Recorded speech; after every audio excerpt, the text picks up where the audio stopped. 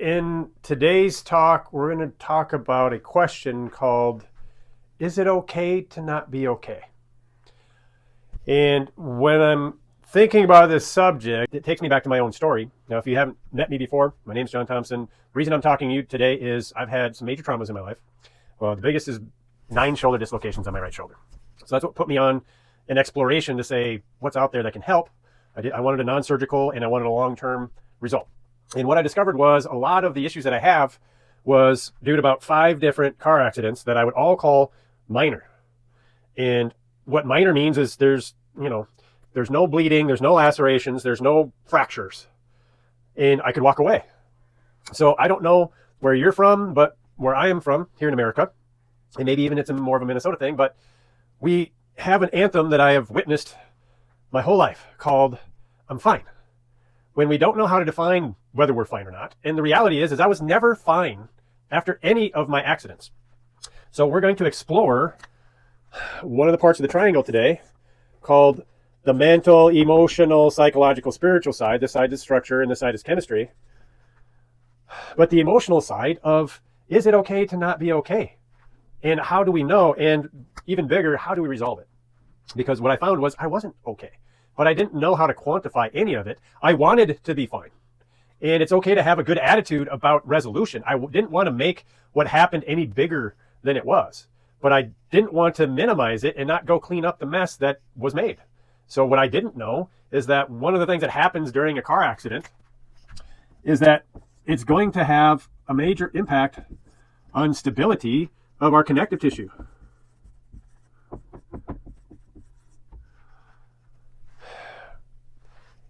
If you got to see yourself in slow motion like they have for, go on YouTube and watch professional boxers or heavyweight fighters and what taking a punch in slow motion looks like, you would never, sane, rational people would say, I'm glad I'm not in the ring. I don't want to take shots like that. But if you got to see what happened to your body in a minor car accident, you would say, how is my head still connected to my body because of the amount of force and stress due to the speed? Well, this overwhelms connective tissue. One of the reasons it overwhelms connective tissue is the connective tissue is stronger in reverse gear. So if I am going to move something, let's say I'm going to curl with 2 hands and I take 100 pounds and I can curl it. Well, this is in forward gear. This is called concentric movement. Okay. Now, if I could curl 100 pounds, I could not curl 110. I'm stuck and I'm just not going to do it. But if I could curl 100 pounds, I could lower under control 160 pounds. Now, I can't lift 160 pounds, but I can control it in reverse gear, which we call eccentric movement, or the negative side of exercise as we understand it in our culture. Well, when we have a 60% higher load available, the chances to blow a fuse go way up.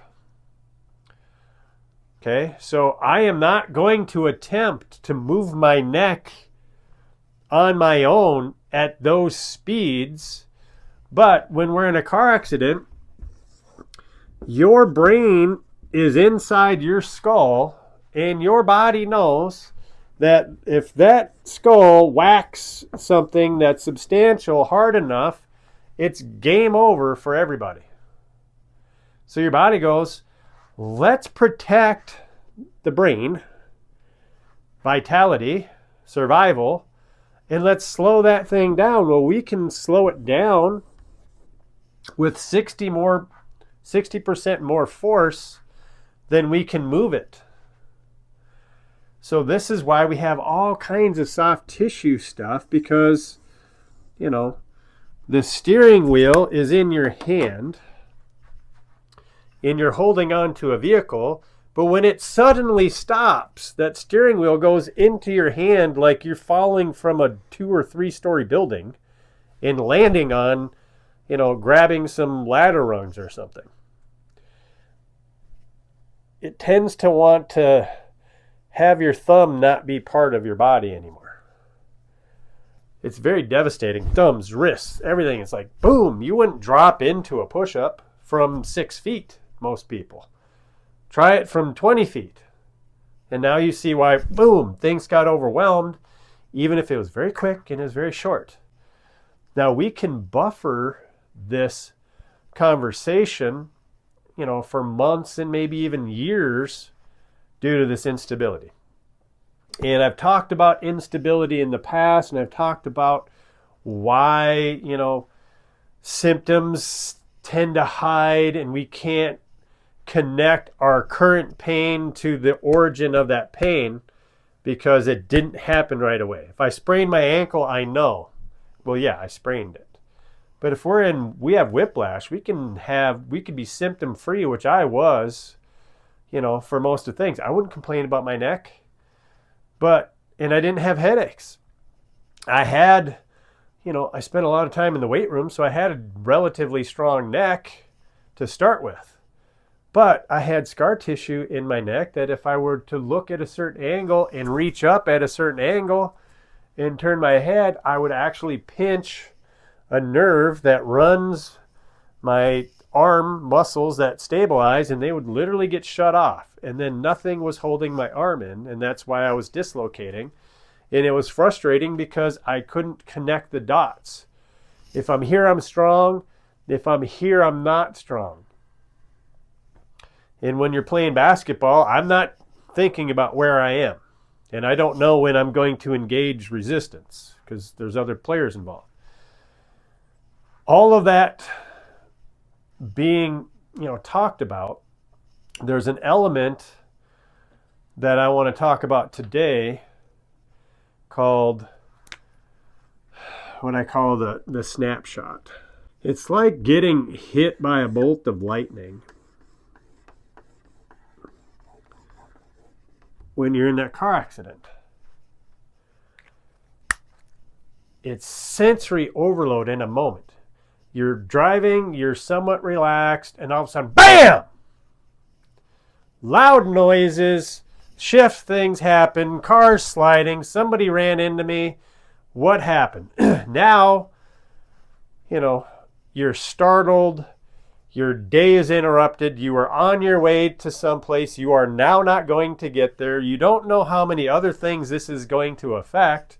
What is this going to cost me? How am I going to get to work? Whose fault is this? Am I hurt? Is somebody else hurt? All of these emotions are going through the roof. And everybody is startled, and everybody just wants to be okay. You okay? And what they really mean is, are you seriously, life-threateningly injured? But they don't ask, are you bleeding to death? Do I need to get you to the hospital to save your life? Is basically what they're asking. But they don't ask it that way. They ask, are you okay? And you go, well, considering that I don't have anything life-threatening that I know of, I will say, yes, I am okay. But is this a great time in my life? No, it is not. And all of this emotional energy, this bolt of lightning, is sitting in your body to process. And emotions can be a major barrier for energy to move through your body, because we can get stuck where there's an emotion sitting there and energy's not getting through. And in overwhelm, we don't even know what we need, and we don't know how to ask for it. And I'll say, doing 19 years of physical body therapy, but looking for myself and having a lot of this stuff happen when I was, 17 to 25 is when I had most of my car accidents. It takes an environment of support. It takes a place where it's okay to not be okay. And not be judged. If I'm not okay in our society, it might mean that I'm weak. And we don't want to be weak. So in order to appear strong when we're devastated, we say we're okay when we don't know what that means. And when I get people on the table, I've had lots of people on the table with injuries that are car accident related, that they've not related to that car accident. I've had early on in my career, I had a lady that was suffering from a frozen shoulder. And it got to the point where, she was frustrated because she couldn't move her arm enough to shave and put on deodorant, and getting dressed was hard. And she, going through normal things. I was a shoulder guy. I got referred from a chiropractor friend to work with her. And we were making progress, and then we started working into this emotional conversation, and we got to a place where there was a lot of guilt.